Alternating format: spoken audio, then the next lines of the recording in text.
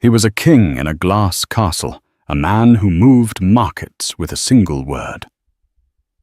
That night, Liam Crestwood was about to sign a deal worth $10 billion a deal that would secure his legacy forever.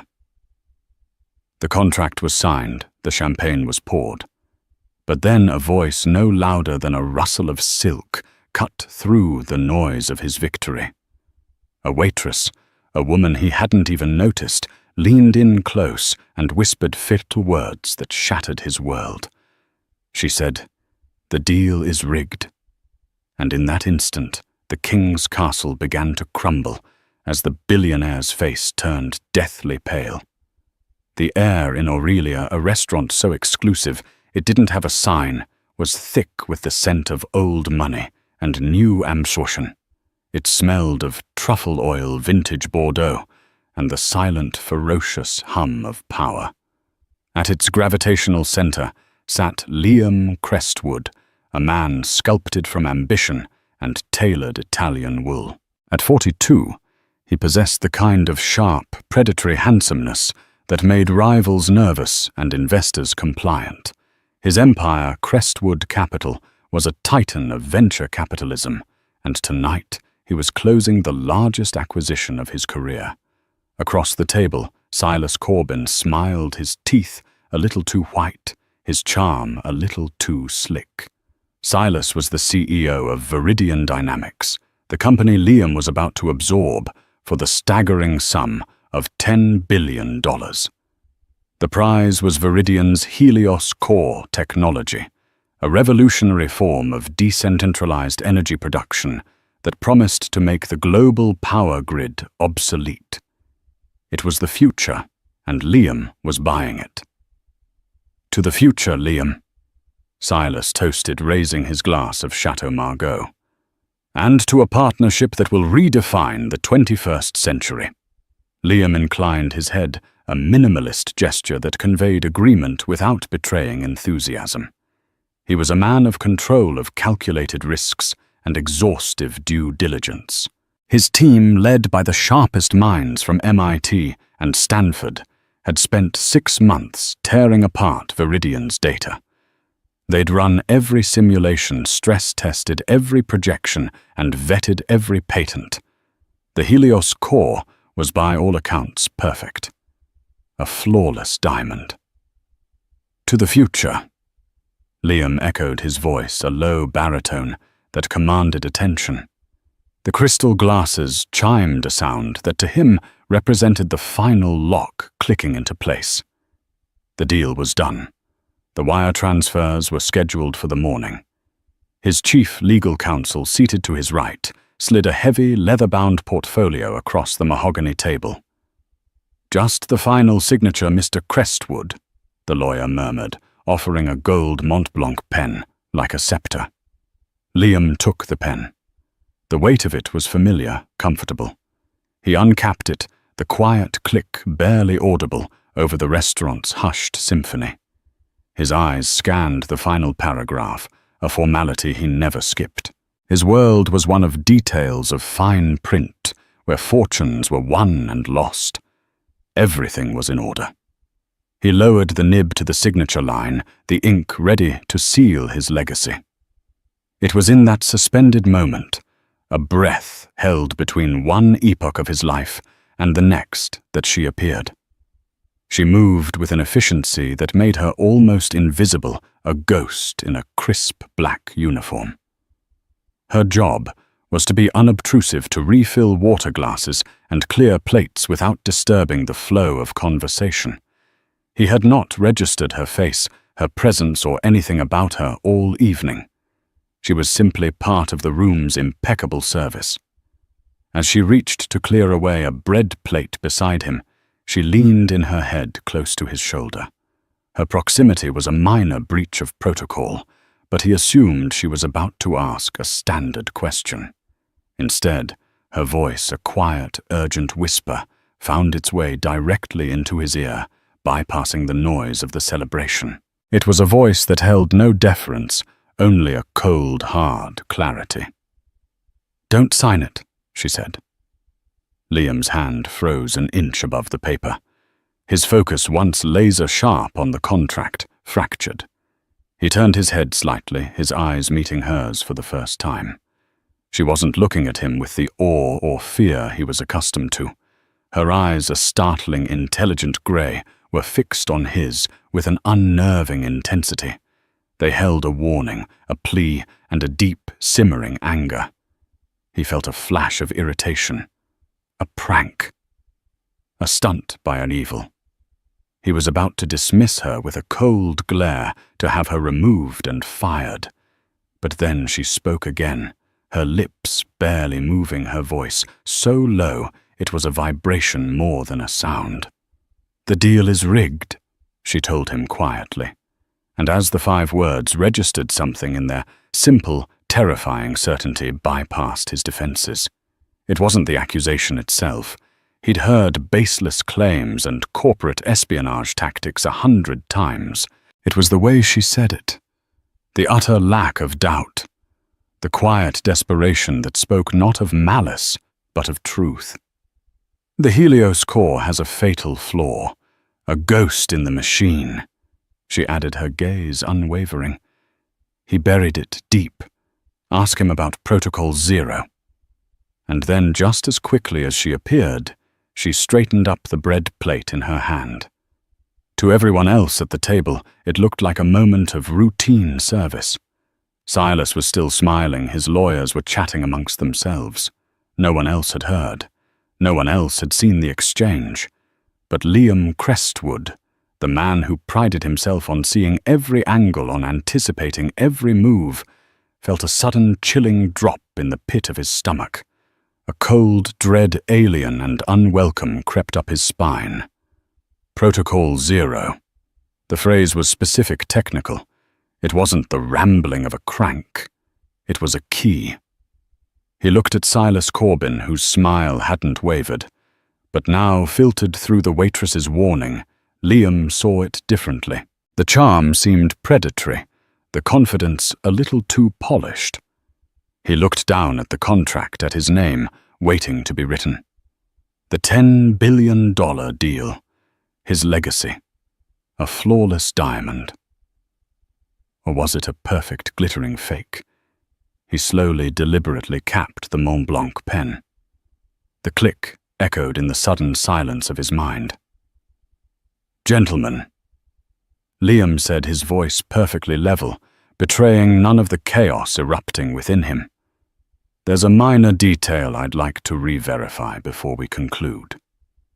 Across the table, Silas Corbin's smile tightened just a fraction of a degree. It was almost imperceptible, but Liam saw it. And in that moment, the billionaire's face, a mask of confident authority, just seconds before, turned pale. The shift in the room's atmosphere was immediate and seismic, though only 2 men were truly aware of it. To the lawyers and executives, Liam Crestwood's sudden pause was a quirk, a final bout of meticulousness from a famously thorough man. But to Silas Corbin, it was a threat.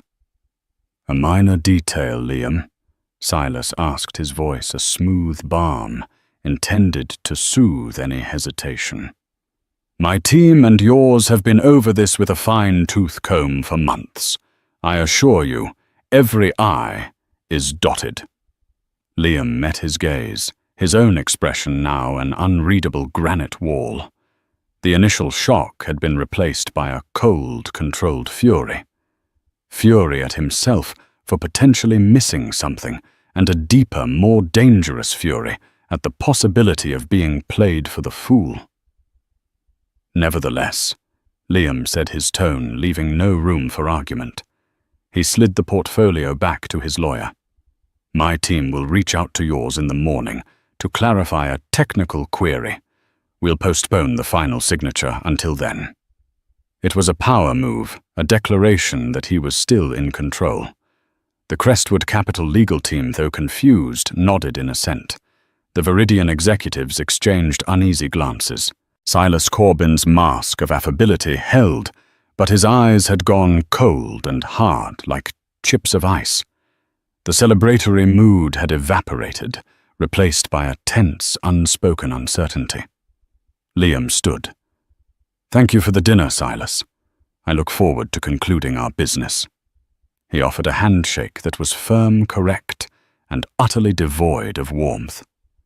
As he walked away from the table, his security detail falling into step behind him. His mind was a maelstrom. Protocol 0. The phrase echoed a discordant note in the symphony of his success. Who was that woman? How could she possibly know something that his army of analysts had missed? His lead security officer, Ben Carter, a former SAS soldier with a face that looked like it had been carved from a block of wood, opened the door to the armored Maybach. "Everything all right, sir?" Ben asked, his voice a low rumble. He was one of the few people who could sense the subtle shifts in Liam's demeanor. "No," Liam said, sinking into the plush leather. "Everything is not all right." He looked back at the restaurant. He had an urge to storm back in, to find the waitress and demand answers. But that would be a public spectacle, a sign of weakness. He needed to be smarter. "Ben," Liam said, as the car pulled silently into the rain-slicked New York street. "The waitress who served our table tonight, the one with grey eyes, maybe 5'7" brown hair tied back. I need to know who she is. I need to know everything about her, discreetly, and I need the information before sunrise." "Consider it done," Ben replied without hesitation. As the Maybach sped through the city, Liam replayed the moment in his head. The whisper, the warning, the name, Protocol 0. It sounded like a failsafe or a self-destruct command. Something hidden, something buried. He pulled out his phone and made a call to the head of his due diligence team, a tech prodigy named Kenji Tanaka.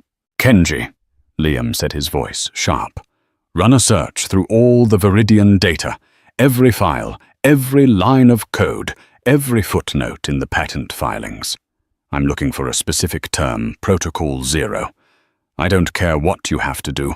I want an answer in 1 hour." Back in his penthouse overlooking Central Park, Liam shed his jacket and tie, pacing the vast minimalist space. The city lights glittered below a kingdom he had built. But for the first time in years, he felt a profound sense of vulnerability. He had built his empire on information on knowing more than the other guy. Tonight, a complete stranger, a waitress, had slipped through his defenses and told him his entire world was a house of cards. An hour later, Kenji called back, his voice strained. "Sir, I've run the search. It's strange. The term Protocol 0 appears nowhere in the primary data, the simulations, or the official documentation. Not once." Liam's jaw tightened. "Nowhere, are you certain? Positive. It's as if the term doesn't exist in their universe," Kenji said. "But I found something. In the deep archive of the server data we mirrored, there are fragments, deleted log files, overwritten code snippets. In a few of those corrupted fragments, the string PZ appears. It's always associated with catastrophic failure simulations. Every time the Helios core model goes critical in these old buried tests, the PZ string is in the event log right before the system flatlines. But the files are heavily corrupted. It's like someone tried to digitally shred them." He buried it deep. The waitress's words, a chill ran down Liam's spine. It was real. Something was there. Just then his secure messaging app chimed. It was Ben. The message contained a single file. Liam opened it. It was a dossier. The waitress's name was Chloe Sterling. The file contained a recent photo, her address in a modest Queens neighborhood, her employment history. She was a temp working for a high-end hospitality agency. On the surface, she was nobody. Just another face in the city's anonymous workforce. But Ben had dug deeper. He had found her family history. And that's when Liam Crestwood's blood ran cold. Chloe Sterling was the only daughter of Dr. Alistair Sterling, a brilliant but obscure physicist who had died 5 years ago from a sudden heart attack. The report noted that Dr. Sterling was the co-founder of a small tech startup 30 years ago, a company that specialized in theoretical energy research. The name of that company was Viridian Dynamics, and his original partner, the man who bought him out for a pittance just before the company started developing its core technology, was Silas Corbin. Liam stared at the screen, the pieces clicking into place with horrifying clarity. This wasn't a random act. This wasn't corporate espionage. This was personal. He looked at Chloe Sterling's photo again. The same intelligent, intense grey eyes stared back at him. They were the eyes of a woman who had lost everything. The eyes of a woman seeking not just to warn him, but to find justice. As he reached for his coat, he noticed something he'd missed. In his haste to leave the restaurant, he'd pocketed the cloth napkin from his place setting. As he pulled it out, a small folded piece of paper fell from its folds. It was a corner of an order slip torn from a notepad. On it, written in neat, precise script, was a single line of alphanumeric code and a short message. ILFH 387Z4. The original key. He won't have changed it. It's the only thing of my father's he was ever afraid of. Liam now had a name, a motive and a key. The hunt had begun. He buzzed Ben Carter on the intercom. "Ready the car," he said, his voice like ice. "We're going to Queens." The address in Queens led them to a 5-story walk-up, a pre-war brick building with tired-looking fire escapes clinging to its facade. It was a world away from Liam's polished Manhattan existence. The air here was a mix of street food and damp pavement. This was a place of survival, not victory. "You want me to go up, sir?" Ben asked, parking the inconspicuous sedan across the street. "No, I'll go myself," Liam said, stepping out of the car. "Wait here. Keep the engine running."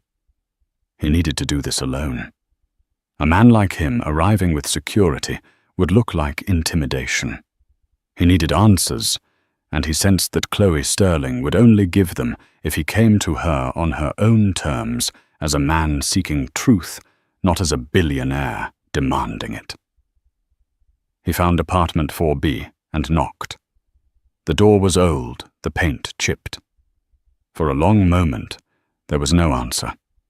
He was about to knock again when he heard the sound of a deadbolt sliding back. The door opened a few inches, held by a chain.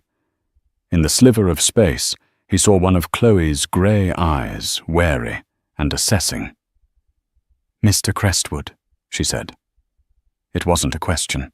Her voice was as calm and steady as it had been in the restaurant. "Miss Sterling," he replied, his tone formal. "May I come in?" "I believe we have something to discuss." She studied him for another 10 seconds, her gaze sweeping over him, judging his intentions. Finally, she closed the door, unlatched the chain, and opened it fully. "I have about 15 minutes before my next shift," she said, stepping aside. The apartment was small, meticulously clean, and sparsely furnished. The main room served as a living room, dining room, and office. One wall was dominated not by a television, but by a massive corkboard covered in a chaotic web of notes, diagrams, photographs, and printouts, all connected by colored string. It was the kind of evidence board a detective would build for an unsolved case. At its center was a faded photograph of a kind-faced, bespectacled man standing proudly next to a much younger Silas Corbin. "That's my father, Doctor Alistair Sterling," Chloe said, following his gaze. "And that is the man who destroyed him." She gestured towards a small, worn table with 2 chairs. "Tea?" "No, thank you," Liam said, remaining standing. He held up the piece of napkin. "You gave me this. ALFH 387Z4. You called it a key." "It's a master access key," she explained, her arms crossed. "My father designed the original server architecture for Viridian. He built back doors into everything. It was his intellectual property. He felt he had a right to be able to access his own work. That key is for the legacy archive server, the one they think is decommissioned but is actually air-gapped in their sub-basement data center. It's where they dump old raw data they're legally required to keep but don't want anyone to see. It's where he would have hidden his tracks." Liam's mind raced. An air-gapped server. A physical breach would be necessary. "And Protocol Zero." Chloe walked over to the corkboard. "My father was a genius, Mr. Crestwood. But he was also a cautious man. He trusted Silas Corbin, but he didn't trust the kind of people Silas was starting to bring in as investors. People who cared only about profit, not safety. The Helios core is based on a delicate quantum reaction. It's stable 99.99% of the time. But my father discovered an anomaly, a rare set of energy input conditions that could cause a cascading failure in the containment field." She tapped a complex equation scrawled on an index card. "The reaction wouldn't just stop, it would reverse. For a fraction of a second, it would draw an immense amount of energy from its immediate surroundings, causing a catastrophic implosion. Not a bomb, but a vacuum. A silent, destructive void. Anything within 100-meter radius would be crushed instantly." Liam felt a visceral chill. The Helios core units were designed for residential and commercial districts. One failing would be a localized disaster, a citywide rollout. The consequences were unthinkable. "He called this vulnerability Protocol Zero." Chloe continued, her voice tight with remembered pain. "It was his term for the absolute fail state. He was developing a software patch, a governor that would prevent the core from ever reaching the required input conditions. But Silas saw it as a delay, an unnecessary expense. He argued that the conditions were so statistically improbable they'd never occur." "But they could occur," Liam stated, understanding dawning. "They could," she confirmed, "and my father refused to let the technology go to market without the patch. That was their final argument. A week later, Silas called an emergency board meeting when my father was out of town. He used my father's unwillingness to move forward and his obsessive focus on edge cases to paint him as an obstacle. He engineered a vote and pushed him out of the company he helped build." She finally looked at him, her eyes glistening. "They gave him a check that was an insult and a non-disclosure agreement that was a gag order. Silas took all of my father's research, all of it. My father spent the next 25 years fighting them in court. But Silas had better lawyers and deeper pockets. The stress, the injustice of it all, it killed him. He died at his desk trying to find a way to warn the world." She took a deep breath, composing herself. "For 5 years, I've been trying to find proof. I knew he kept meticulous records. I took this job because the agency sometimes staffs events at Viridian's corporate headquarters and at restaurants like Aurelia, where their executives meet. I've been listening, watching, waiting for a chance. When I heard your deal was closing, I knew I was out of time." Liam was silent, processing the enormity of her story. This wasn't just a rigged deal. It was a conspiracy, decades in the making, built on a foundation of betrayal and a potentially catastrophic lie. Why warn me? Liam finally asked. Why not go to the press? Because the press would want undeniable proof, which I don't have, without getting into that server, she said bluntly. They'd print Silas's denials and he'd bury the story with his PR machine. He'd paint me as the disgruntled daughter of a failed scientist. But you have the resources to get that proof. You were about to give him $10 billion. Right now, you are the only person on Earth with more leverage over Silas Corbin than he has over you. You're the only one who can stop him. He looked from the board, a testament to one woman's obsessive quest for justice, to her face etched with a strength that belied her simple uniform. He had come here expecting to interrogate a source. He was leaving with a mission. This was no longer just about his money or his reputation. It was about a legacy, not his, but Dr. Alistair Sterling's. The server, Liam said, his voice low and determined. Where is it? Their headquarters. Downtown, Chloe replied. Sub-level 3. The room is shielded, no wireless access in or out. Physical access only. Liam nodded slowly. His mind was already formulating a plan, a series of moves and counter-moves. It was an impossible challenge, a fortress to be breached. But Liam Crestwood had not built his empire by backing down from the impossible. Ms. Sterling, he said, his gaze meeting hers. Your next shift. Cancel it. As of this moment, you work for me. The next 48 hours were a blur of controlled chaos, orchestrated from Liam's penthouse, which had been transformed into a high-tech command center. Whiteboards replaced priceless art, and encrypted laptops covered the polished surfaces. The air crackled with the energy of a brewing storm. Liam knew he couldn't use his own people for this. Crestwood Capital's employees were analysts and lawyers, not covert operatives. A breach of Viridian dynamics had to be untraceable, executed by professionals who existed in the shadows. He needed ghosts. His first call was to a man known only as Spectre. Liam had used him once before, years ago, to handle a delicate case of industrial espionage. Spectre was a digital phantom, one of the world's most formidable ethical hackers. He specialized in penetrating secure networks, not for destruction, but for information. They met not in person, but in a heavily encrypted virtual conference room that Spectre had built himself. His avatar was a simple grey silhouette. It's been a while, Crestwood, Spectre's synthesized voice crackled. I assume you're not calling to discuss the weather. I need you to map a network, Liam said, getting straight to the point. Viridian Dynamics headquarters. I need to know every camera, every motion sensor, every keypad, every digital heartbeat inside that building. I need to know their security patrol schedules and the vulnerabilities in their system.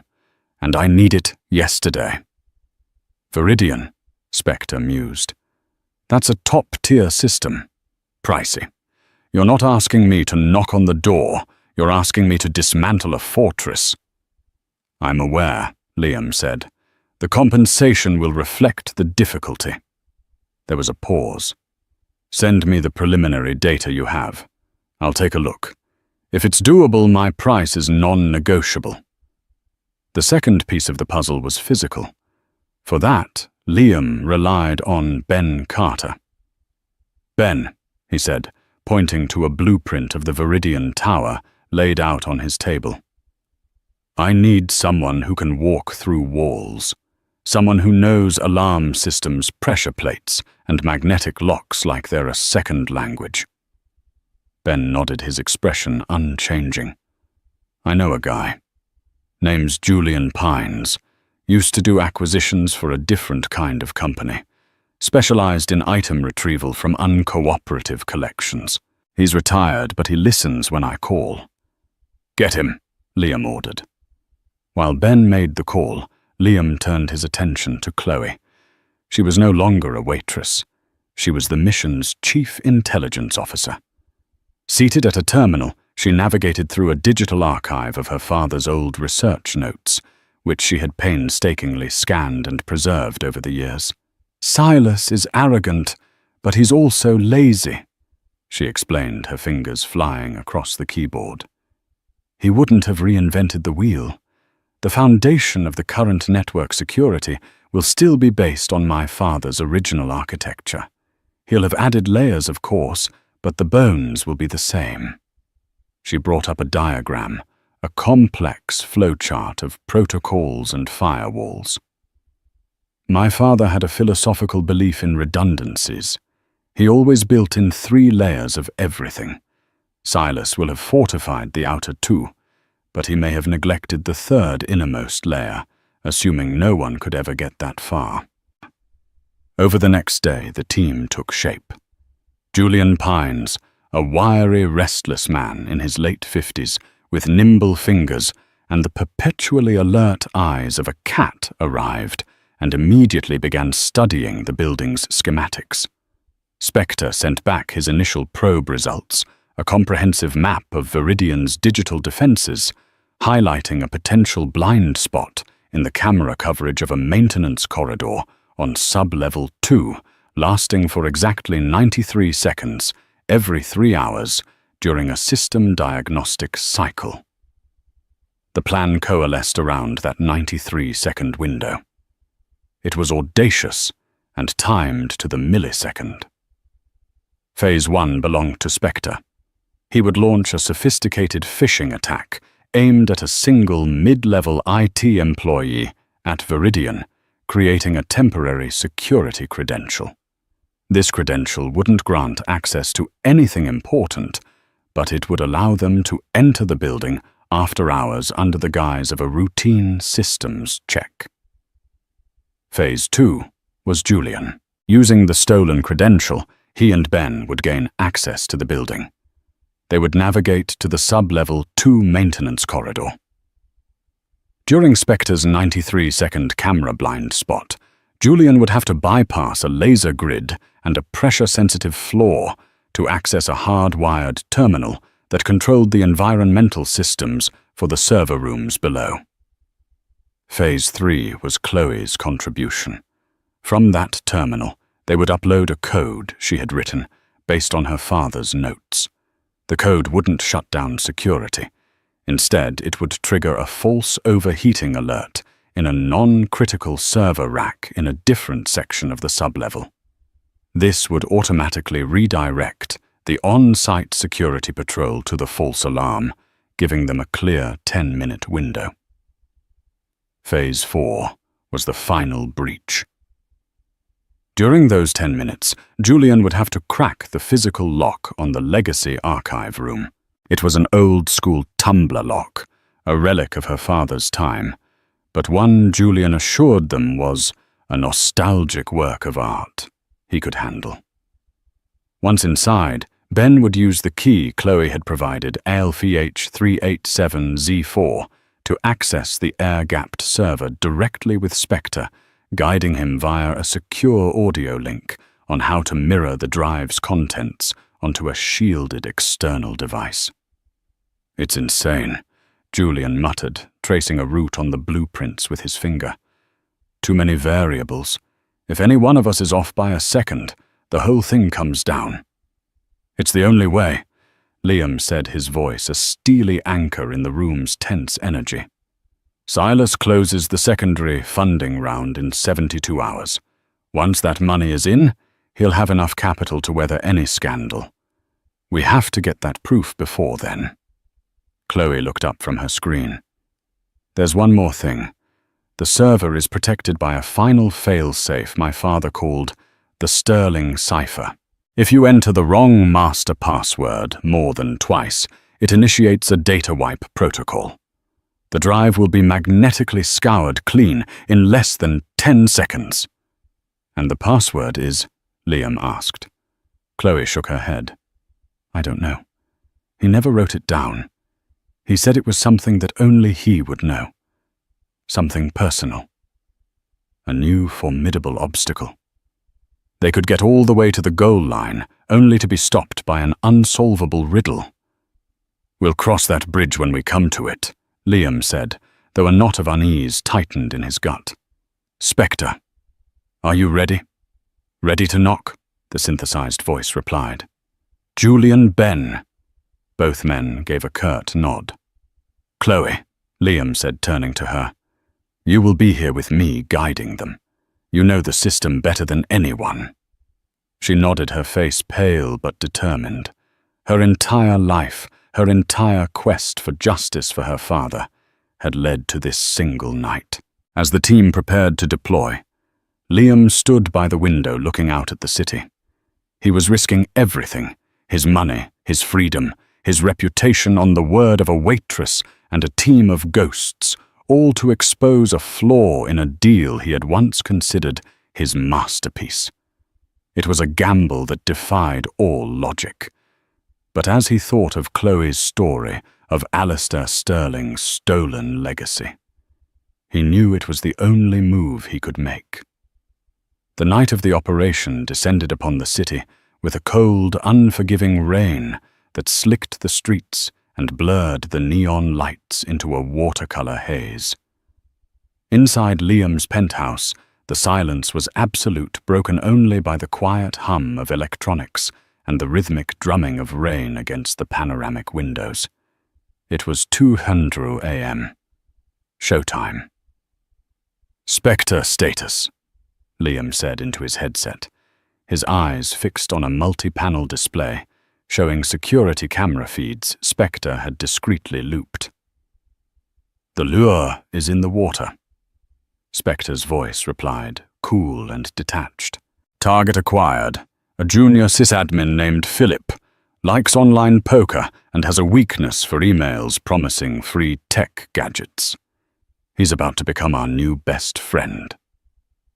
On one screen, a mock email appeared, impeccably designed to look like an internal IT bulletin announcing a mandatory security update. A few tense seconds passed. Then a small icon on Spectre's display flashed green. He clicked. "We're in," Spectre announced.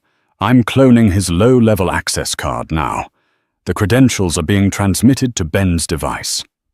Miles away in a nondescript van, parked a block from the Viridian Tower, Ben Carter watched a progress bar on a small, sophisticated card writer fill up. A blank white card was fed into the machine, and moments later it emerged as a perfect replica of the sysadmin's ID. "Credentials received," Ben confirmed. "We're moving." He and Julian Pines exited the van clad in dark work uniforms with a generic Network Solutions logo stitched on the chest. They looked like any other after-hours contractors, blending seamlessly into the city's nocturnal rhythm. "You look nervous for a guy who used to do this for a living," Ben rumbled as they approached the building's side entrance. "Nervous is what keeps you from getting sloppy," Julian retorted, his fingers flexing. "Cocky is what gets you a 10-year stay in a concrete box." They swiped the card. The light on the reader turned green. A quiet click and the door opened. They were inside the belly of the beast. Back in the command center, Chloe's voice was a steady presence in their ears. "Lobby cameras are on a 30-second loop for the next 5 minutes, courtesy of Spectre. Head left past the reception desk. The stairwell door is your third on the right." Guided by her intimate knowledge of her father's designs and Spectre's real-time digital surveillance, the two men moved like specters through the deserted, echoing halls of the corporate giant. They descended 3 flights of stairs, the air growing cooler and smelling of conditioned air and ozone. They reached the maintenance corridor on sublevel 2. "Okay, this is the tricky part," Julian whispered into his mic, peering around the corner. A web of red laser beams crisscrossed the hallway, impossibly dense. "Standard Class 3 grid. You sneeze too hard, and the whole building goes into lockdown. The diagnostic cycle begins in 2 minutes," Spectre's voice cut in. "The grid will go down, but the pressure plates under the floor will remain active. Julian, it's your stage. Just give me my cue, Julian said, pulling a small, thin metal probe from his kit. Liam watched on a monitor, displaying a schematic of the corridor. 2 dots representing Ben and Julian were poised at the edge of a red-hatched danger zone. His hands were clenched into fists. He was a man accustomed to controlling outcomes from a boardroom moving assets like chess pieces. Now he was a helpless observer, his fate in the hands of others. Diagnostic cycle initiating in 5, 4, 3, 2, 1. Spectre counted down. The grid is down. You have 93 seconds. Go! As the red lasers vanished, Julian sprang into action. He didn't step onto the floor. Instead, he lay on his stomach, using the probe to feel for the edges of the pressure plates under the industrial tile. He moved with a strange, spider-like grace, his body distributing its weight with preternatural skill. It was a painstaking, agonizingly slow process. 30 seconds remaining, Chloe said, her voice strained. Almost there. Julian grunted, sweat beading on his forehead. He was halfway across. Ben stood guard, a silent, imposing statue. 15 seconds. Julian reached the other side, his hand slapping the wall inches from the hard-wired terminal. He pulled himself up his feet, carefully, finding the safe zones he had identified. 10 seconds, Julian. You have to get clear. He jacked a cable from his wrist-mounted device into the terminal. Uploading Chloe's code now. 5, 4. The upload bar hit 100%. Julian ripped the cable out. 3, 2. He scrambled back across the floor, foregoing finesse for speed, knowing the lasers were about to reappear. He hurled himself the last few feet, rolling into the safe corridor beside Ben, just as Spectre said, 1. The laser grid snapped back into existence with a faint electronic hum. They had made it, with less than a second to spare. A moment later, a new alert flashed on Spectre's screen. It worked, he announced, a hint of admiration in his voice. False alarm triggered. Overheating sensor in server room 7B. 2 guards are on the move. He brought up the camera feed, showing 2 security guards jogging down a distant hallway away from their target. You have your 10-minute window, Spectre said. The clock is ticking. Ben and Julian moved swiftly down another flight of stairs to the Legacy Archive room. The door was heavy steel with no electronic keypad, only a formidable-looking high-security mechanical lock.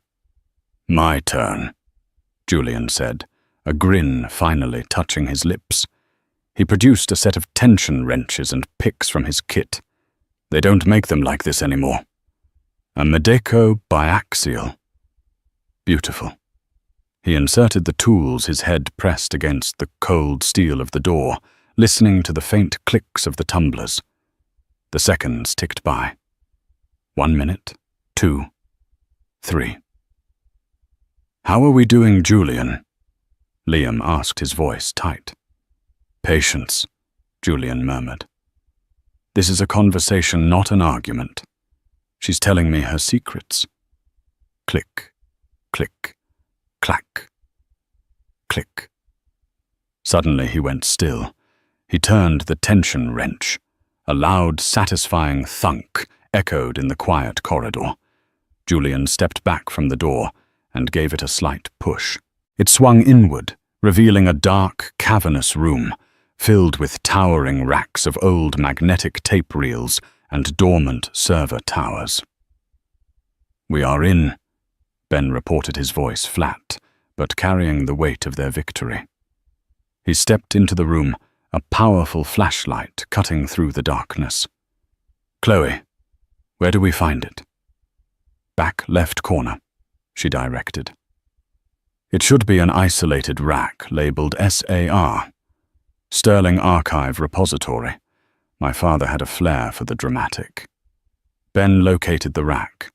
A single black server sat there humming faintly. It was ancient by modern standards, but it was the heart of their entire operation. He connected the shielded drive.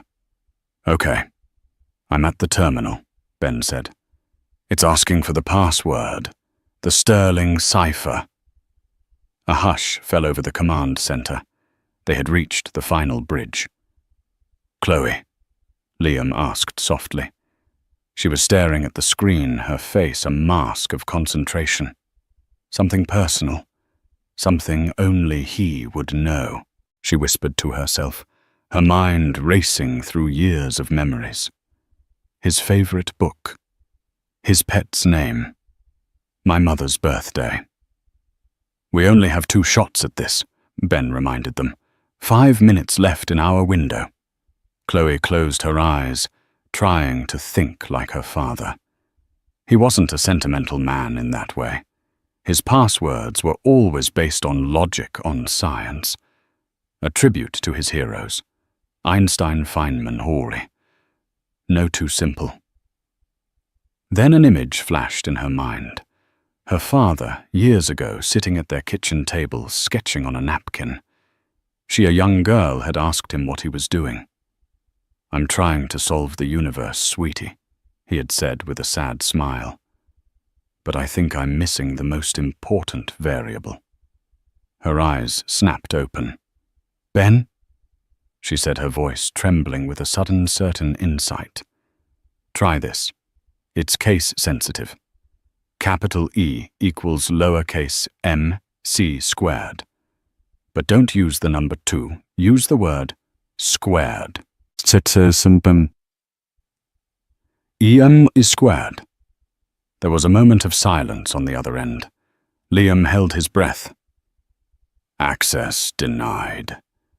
Ben's voice came back, a hammer blow in the quiet room. "1 attempt remaining." Chloe's heart sank. She was wrong. All this for nothing. The memory was so clear, but maybe she had misunderstood. Despair began to creep in. "The most important variable," she whispered the words catching in her throat. Liam watched her, seeing her hope begin to crumble. He thought back to the corkboard in her apartment, a shrine to her father's memory. He thought about the man she described, brilliant, betrayed, but above all, a father who loved his daughter. "Chloe," Liam said, suddenly, his voice sharp and clear. "You said he was missing a variable. What if it wasn't a scientific one? What if you were the variable?" Chloe looked at him confused. "Think about the equation," Liam pressed. "He was talking to you.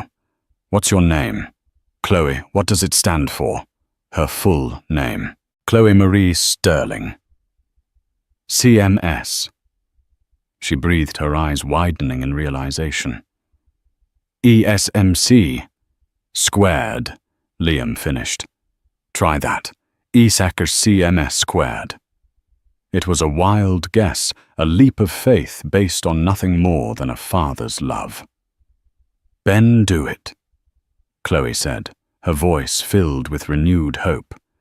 "Capital E equals capital C, capital M, capital S, and the number 2 for squared." Again the agonizing silence.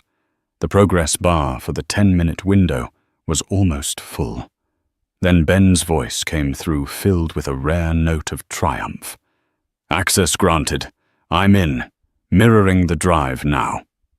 With the adrenaline of the heist fading with the morning light, the true work began. The specialists, Julian and Spectre, had vanished back into the shadows from which they came, leaving Liam, Chloe, and Ben in the silent penthouse. The shielded drive, the prize from their impossible raid, was connected to a secure offline laptop. It was a digital tomb, and they were about to unearth its secrets.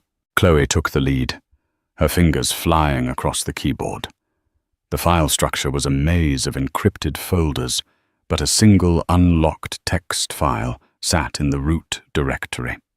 It was named README and contained a simple cryptic phrase. The key is the question I could never answer. A sad smile touched Chloe's lips. I know this, she whispered. It was a question her father had often muttered in despair during his long, futile legal battles. She typed the decryption key. What is the half-life of a lie? Instantly, the drive's contents unlocked.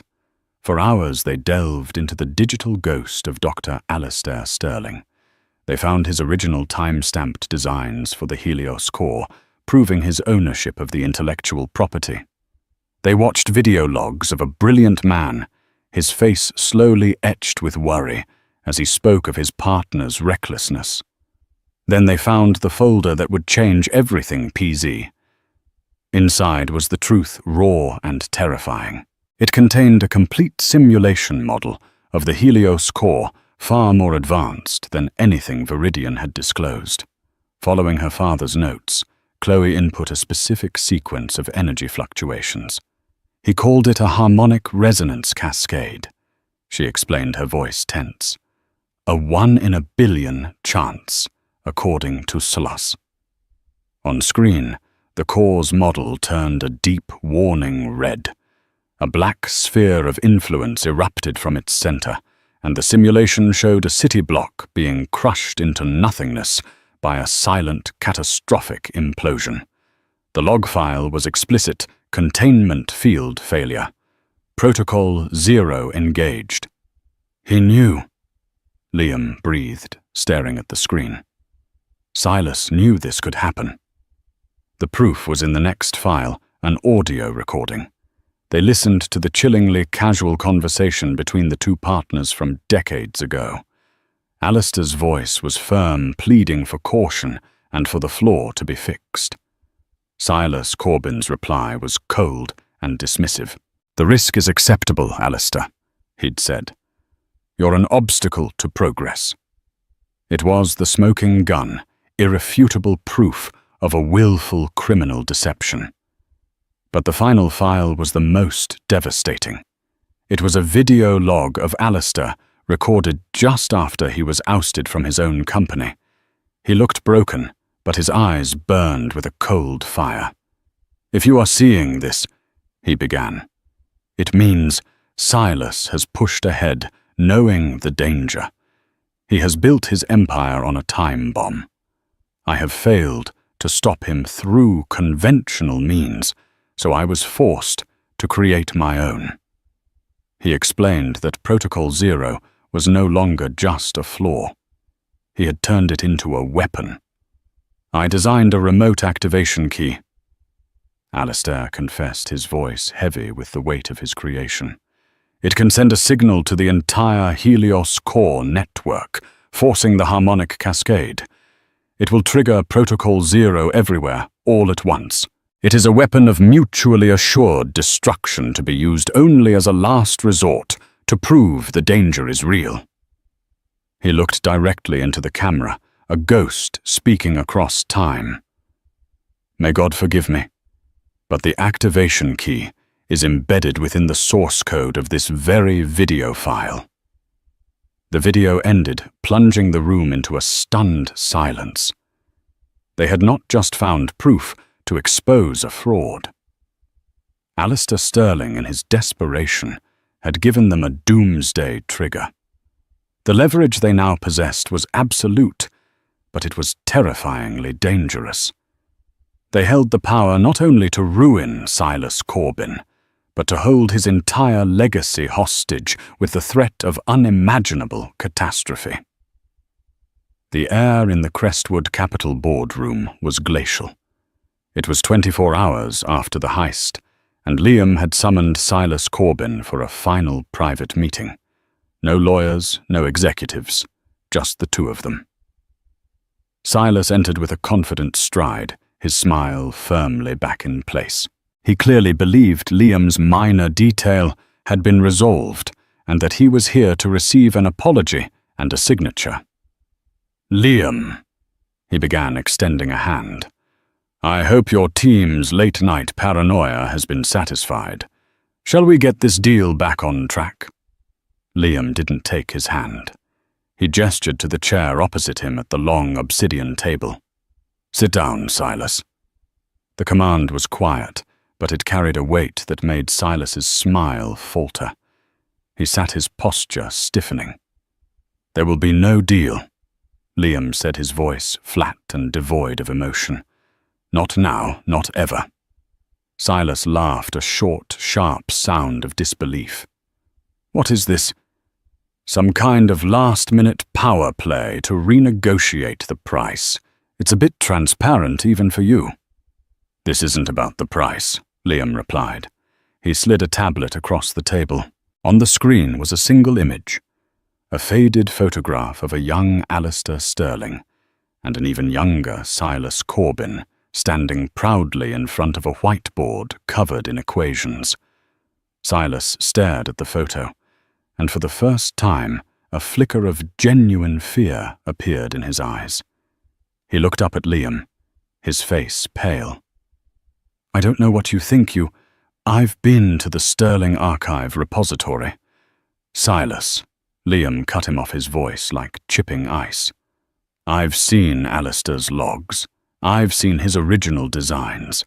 And I've seen the full unredacted simulation for Protocol Zero." The name hit Silas like a physical blow. The blood drained from his face, leaving behind a waxy grey pallor. He opened his mouth, but no words came out. He looked for the first time in his life, utterly and completely defeated. "He told you," Silas whispered, his voice hoarse. "That crazy old man. He warned you." "He didn't have to," Liam said, leaning forward. "His data speaks for itself. The flaw is real. You knew about it. You buried it and built an empire on a lie that could kill thousands of people." Silas slumped back in his chair, the fight gone from him. "It was a 1 in a billion chance," he muttered, repeating the same tired excuse from the audio log. "The risk was acceptable." "Acceptable to you, perhaps," Liam shot back, "but not to me, and not to the people whose lives you were willing to gamble with." He let the silence hang in the air for a moment, letting Silas drown in it. Then he delivered the final devastating blow. "Alistair didn't just leave behind his research, Silas. He left a fail-safe, a remote activation key, a way to trigger Protocol Zero across every Helios core unit simultaneously. His last resort. And I have it." If Silas had been pale before, he was now ashen. The implication was clear. Liam didn't just have the power to expose him. He held a kill switch that could turn his entire life's work into a global catastrophe. It was the ultimate checkmate. "What do you want?" Silas asked, his voice barely a whisper. "Money." "You already have all the money in the world." "This isn't about money anymore," Liam said, standing up and walking to the window, his back to Silas. "This is about justice and legacy." He turned back to face him. "Here is what is going to happen. You are going to walk away from Viridian Dynamics. You will issue a public statement citing personal health reasons for your immediate retirement. You will transfer your entire share portfolio, every single stock, into a trust that I will control." Silas stared at him aghast. "You're going to take my company?" "No," Liam corrected him. "I'm going to save it. The trust's first act will be to fund a new R&D division. Its sole purpose will be to fix the Protocol Zero flaw, to implement the governor that Alistair Sterling designed 30 years ago. We will make the Helios core safe. We will make it what it was always supposed to be." He paused, letting the terms sink in. "The head of that new division and the primary beneficiary of the trust," Liam continued, "will be its rightful heir, Chloe Sterling." Silas looked as though he might be physically sick. The idea of Alistair's daughter inheriting the empire he had stolen was an irony so bitter it was poison. "You can't," Silas stammered. "The board, the shareholders will be thrilled to learn that Crestwood Capital is stepping in to oversee a massive technological refit that will make their investment infinitely more secure," Liam said coldly. "As for the board, they will fall in line when I present them with a redacted version of my findings. They can either accept these terms or I can release the full data package to every major news outlet and regulatory agency on the planet. Your call." It wasn't a choice. It was an execution. Silas Corbin, the titan of industry, was broken. He had been outmaneuvered, outplayed, and stripped of everything he had built. "And you?" Silas asked, a flicker of defiance in his voice. "What do you get out of this? You're sinking billions into fixing a company you're not even acquiring." Liam walked back to the table and looked down at the defeated man. "What do I get? I get to sleep at night," he said simply. "Now get out of my building. My lawyers will be in touch." Silas Corbin didn't say another word. He stood on shaky legs and walked out of the boardroom, a ghost leaving his own life behind.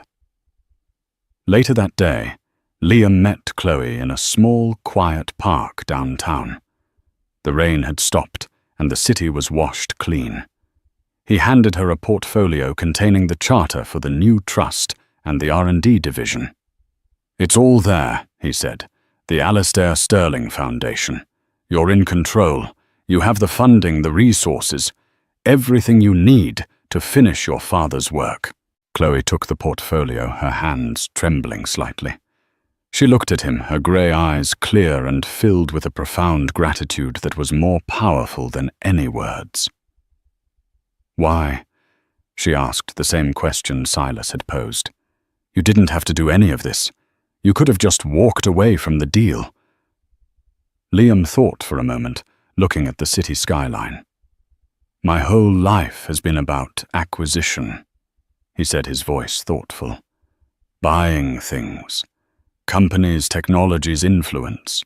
I was about to pay $10 billion for a legacy. But you showed me that a true legacy isn't something you buy. It's something you build. Or in this case, something you help rebuild." He turned to her. "Your father was a great man, Chloe. It's time the world knew it." A single tear traced a path down Chloe's cheek, but she was smiling. It was a smile of relief, of justice, of a future her father had only dreamed of. The deal may have been rigged, but in the end, justice had found a way to balance the books. Liam Crestwood hadn't closed the biggest deal of his career. He had just made the best investment of his life. In the end, it wasn't about the $10 billion. It wasn't about the power or the prestige. It was about a quiet whisper in a loud room, a warning that forced a billionaire to look past the balance sheets and see the truth. Liam Crestwood thought he was buying the future, but Chloe Sterling taught him that he had a responsibility to fix the past. Together, they turned a story of betrayal into a legacy of innovation and justice, proving that sometimes the most powerful person in the room isn't the one signing the check, but the one brave enough to speak the truth. What did you think of Liam's final move? Was it justice or was it the ultimate corporate takeover? Let us know your thoughts in the comments below. If you were captivated by this story of intrigue and redemption, please give this video a thumbs up. Share it with someone who loves a good twist, and make sure you subscribe to the channel for more stories that prove real life is more dramatic than fiction.